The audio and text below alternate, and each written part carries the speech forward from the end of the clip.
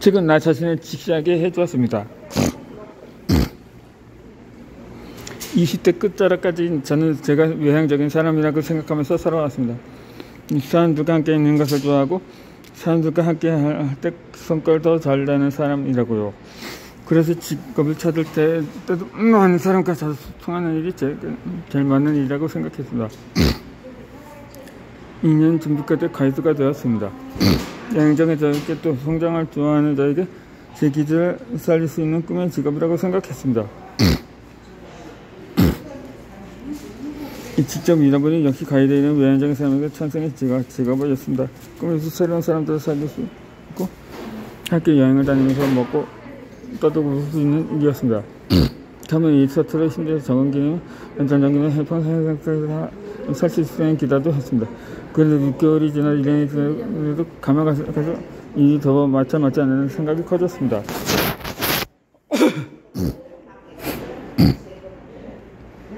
아이러니하게도 저를 힘들게 했던 건 사람들에게 끊임없이 함께 있어야 한다는 것이었습니다. 수십 명의 관객들 며칠간 쉼없이 함께하는 건 저를 너무 숨막히게 했습니다. 손님들 앞에서 항상 해주게 무색하고 노력하지만 제 속은 점점 더 고갈되어 가는 듯 했습니다. 밤늦게 일 마치고 호텔 침대에 누울 때면 또 내일이 금요 시작까지 죽었습니다. 일과는 가장 행복하게 여기는 게 있었습니다. 화장실이었는데 변기 명안이 앉아있는 게 제 유일한 안식 시간이었습니다.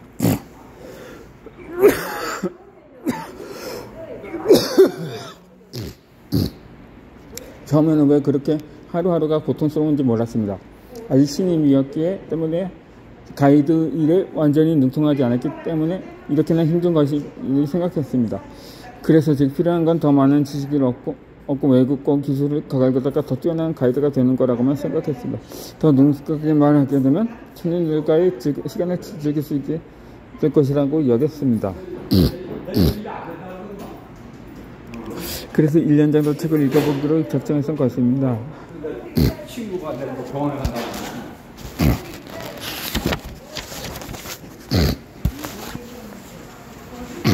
그런데 책을 읽다 보니 가이드 일이 왜 그토록 저를 힘들게 했는지 비로소 알게 되었습니다. 제가 외향적이라고 생각했던 건 완전한 착각이었습니다. 사실 저는 정반대의 인간이었습니다. 지적 사회를 좋아하고 고독한 시간을 좋아하는 사람이었습니다. 이런 저를 참고하는데 나는 무엇을 잘할 수 있을까라는 책이 큰 도움을 주었습니다.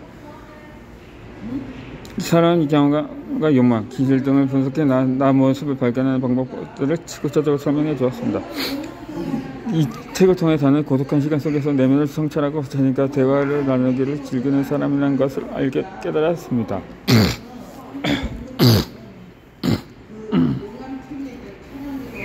그동안 차례 헤매던 저의 모습이라는 확신이 들었습니다. 어렸을 때보다 저는 혼자 있는 시간을 좋아했습니다. 학교가 끝나면 바로 집에 오기 바꿔먹고 특별한 일이 아니고 지금부터 사람들과 만남을 잡는 의미는 없었습니다. 그러나 책을 읽기 전까지는 이는 저의 내향적인 모습을 인지하지 못했습니다. 제가 스스로 외향적인 사람이라고 여겼던 그런 사람이 되어야만 한다는 무의식적인 경험이 아니었을까 싶습니다.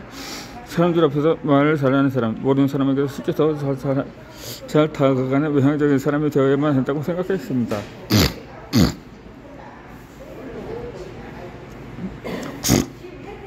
책을 읽고 내향성이 짙은 제 모습을 인식했을 때 살짝 실망하기도 했습니다. 혹시나 고독을 좋아하는 저의 성향이 제 앞길을 가로막는 게 아닐까 하고 고민했으니까요. 큰 성공을 얻기 위해서는 말도 잘해야 하고 사람들도 잘 사귀어야 한다고 생각했습니다. 혼자만의 시간을 추구하는데 제 성을 고쳐야 할 문제점으로 받아들였습니다. 하지만 제가 만나는 처마다 그런 걱정을 할 필요가 없음을 말해주었습니다. 입부터 들어가는 프로페셔널의 조건에서 각자에게 주어진 개선한 발생을 시킬 때 가장 높은 결과를 낼 수 있다고 강조하더라. 그때 스스로 고용하라는 작품에서 남들을 따라하지 말고 자신만의 까지 그거를 가시지 않아줄 수 있고 경쟁의 장을 바꿀 수 있도록 저희의 경쟁의 장을 바꿀 수 있도록 나오죠. 편한 순간이 아니라 더욱 나도해짐으로써 그 생각으로 알려졌습니다.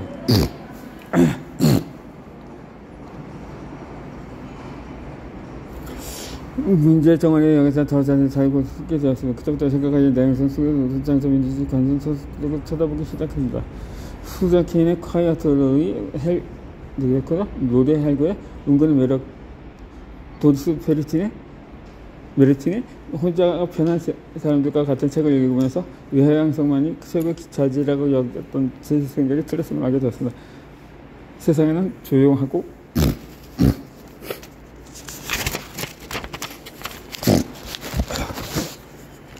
사색적인 삶 속에서 변변한 성과를 만들어내는 사람도 많다는 것을 깨달았습니다. 이 책 덕분에 저는 바라보는 차리고 바뀌어서 이제는 남이 가진 장점을 가지려고 노력하기보다 제가 생각하는 서발전에 관한 전방을 노력하게 되었다. 만약 책이 아니었다면 저는 지금도 제가 실제로 어떤 사람인지 알지 못한 채로 좋아하지도 않을 것을 좋아한다 생각하고 판단하는 것을 변하라고 믿으면 살았을지 모릅니다. 나도하지라고 하기보다는 자꾸만 차이를 달라고 하면서요. 이제는 저 자신을 잘 알게 되었고 그대로 제 모습을 더욱 살아갈 수 있게 되었습니다.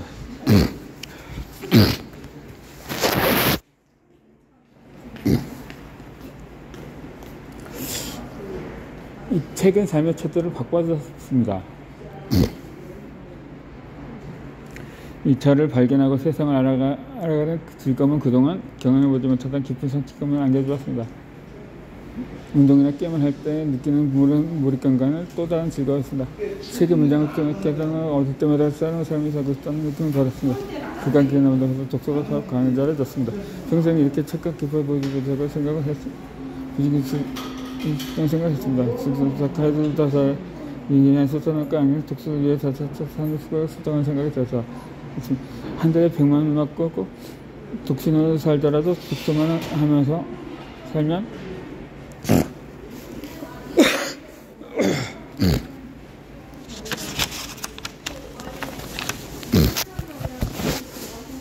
좋겠다고 일기에 끄적이곤 했습니다.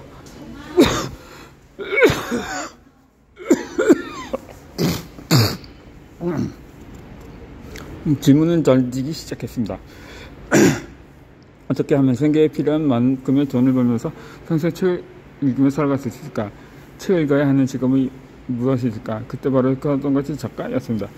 그 속으로 어부에 살게 되면 입체적으로 책을 읽어야 하기에 제 이상의 가장 들어맞아 보였습니다. 상상만 해도 좋았습니다. 좋아하는 책을 읽으며 끊임없이 정신이 성장해 나가는 삶을 살아가는 것입니다. 1년에 책 한 권씩 책을 내면서 작가로서의 명성도 서면서요. 그런데 한 가지 의문이 들었습니다. 이제 곧 30살이 되는 내가 이제 갓 독서의 재미를 알게 된 제가 과연 작가가 되는 게 가능한 일일까 하는 의문이었습니다. 그리고 대인 인쇄에 쓰는 거라고 여겼으니까요. 가슴 찌는 꿈이 생겼다고 갑자기 평생 없어졌던 재능이 생기는 것도 아니잖아. 간절함이 밤을 그려주는 건 아니잖아. 독서가 나와 잘 맞는다고 그게 실력이 있다는 건 아니잖아. 이런 생각들이 저를 괴롭혔습니다. 저처럼 아무나 재능도 타고나지 않는 평범한 사람이 작가가 되겠다는 꿈을 품는 게 과연 현명한 행동일까 싶었습니다. 곰곰이 따져보니 제대로 된 글을 써본 적도 없었습니다. 제가 써본 글이라고는 학창시절 숙제로 낸 독후감과 기행문뿐이었고 전문의 노트의 끄적인 일기뿐이었습니다. 이런 현실을 자각하고 나서 완전히 허황 생각에 빠져 있다는 걸 깨달았습니다.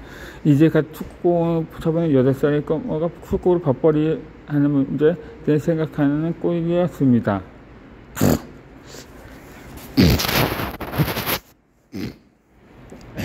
두려움이 몰려왔습니다. 수염을 적그렇게 기른 40대의 한 남자가 바퀴벌레가 나오는 골방에서 엉덩이를 벗고 긁으면서 아직도 작가 지망생의 일기를 쓰고 10여 년 뒤의 모습이 떠올랐습니다. 아찔했습니다. 똑똑하게 판단하다고 되뇌었습니다. 이게 독서의 재미를 꿈을 알았다고 무섭던 작가가 되는 건 현명한 생각이 아닌 것 같았습니다. 남들보다 늦게 시작했으면 재능이라도 있어야 근데 저는 재능, 지식, 경험, 지식 그 어느 것도 가진 게 없었습니다. 불행필수로 문제였던 상상 속의 미래가 갑자기 실혹으로 변해버렸습니다. 그렇게 다시 지시하고 아무것도 하지 않았다면 7년은 지금 이 글을 쓰고 있는 자도 없었을 겁니다. 꺾여버린 희망.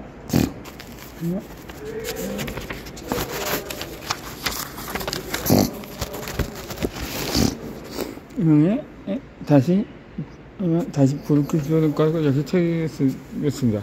당시에 제가 다시 꿈을 꾸는데 가장 큰 도움을 준 책이 있습니다. 1만 시간의 재발견입니다. 지금까지도 제 인생 책으로 남아 있습니다. 책의 저자인 안데르스 에리스 박사는 말합니다. 타고난 특성보다 노력의 양과 질이 중요하다고요. 비범하고 타고난 결과물의 가장 중요한 요인은 바로 노력의 양과 질입니다. 물론 선천적으로 타고난 기질이 초기에 성과를 앞당길 수는 있습니다. 하지만 그 차이는 시간이 지날수록 흐릿해집니다. 비범한 성과는 올바른 연습이나 방법이나 책의 표현에 따르자면 의식적인 연습을 얼마나 오랫동안 실시했느냐에 따라 달라집니다. 그리고 이단 성장과 가능한 나이와도 상관없습니다. 인간의 뇌는 성인 되어서도 올바른 훈련을 통해 얼마든지 변할 수 있다는 것을 뇌신경 가소성이라는 용어로 잘 들어서 설명해주고 있었습니다. 특히 이 책은 제가 새로운 분야의 책에 관심을 가지도록 해주었습니다. 저자는 올바른 연습 방법을 하는 것이 무엇보다도 중요하다고 하면서 그런 연습 방법을 스스로 개발을 하며 우리의 몸과 뇌는 죄나 이번에 무슨 것을 잘 아는 게 중요하다고 말했습니다. 그 말을 듣고 저는 뇌과학과 학습법에 대한 한 책을 먹어도 생각하게 되었습니다.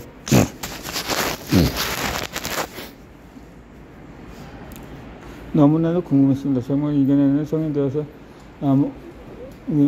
되어서도 발전할 수 있는 것이지. 글쓰기 아무런 재능이 없는 제가 후천적인 노력으로 글쓰기 재능을 줄 수 있는 것이 알고 싶었습니다. 만약 그게 확실해진다면 시간이 얼마나 걸리든 작가라는 꿈에 도전해보고 싶었습니다. 뇌와 학습에 관련된 책들을 선독하기 시작했습니다. 뇌를 변화시키면 공부가 즐겁다. 시작심, 재능을 만드는 뇌신경 연결의 비밀, 재능은 어떻게 달려야 되는가, 탤런트 코드, 인간은 어떻게 배우는가 등 여러 저서들을 찾아 읽었습니다. 이때 독서가 제게 미친 효과 지금까지 이어지고 있습니다. 제 속에서 자리 섞이던 고정형 사고방식이라는 암덩어리를 완전히 제거해 주었습니다. 재능의 본질은 노력의 결과라고 하는 것을 알게 되자 제 태도는 정반대로 바뀌었습니다. 어떤 도전에도 그게 나와 타인을 망치는 게 아니라면 도전 가치가 충분하다고 생각하게 되었습니다. 그리고 우리 뇌의 새로운 지식과 기술을 불어넣어주기 때문입니다. 작가는 꿈을 가늠하였던 문제가 완전히 해소되었습니다. 후천적으로 얼마든지 글을 쓰기 전에 키워야 수단을 확실히 얻었고 그 꿈을 향해 달려가겠다고 자신했습니다. 10년이 걸리든